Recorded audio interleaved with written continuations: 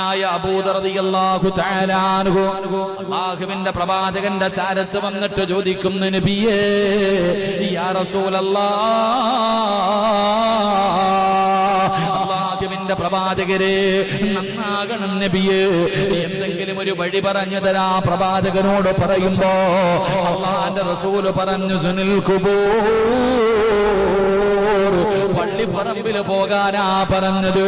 എടാ ചെറുപ്പക്കാരാ, എടാ നിനക്ക് നന്നാകണമെന്ന് ആഗ്രഹമുണ്ടോ പൊന്നുമോനെ?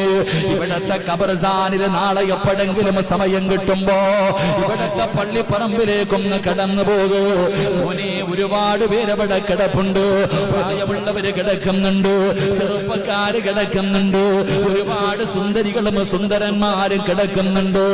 ആ പള്ളിപ്പറമ്പില് കുറച്ചു നേരം ഒന്ന് പോയി നിൽക്കടാ, നിന്റെ ജീവിതത്തിൽ മാറ്റം വരുമെന്ന് നബി മുഹമ്മദ് മുസ്തഫ.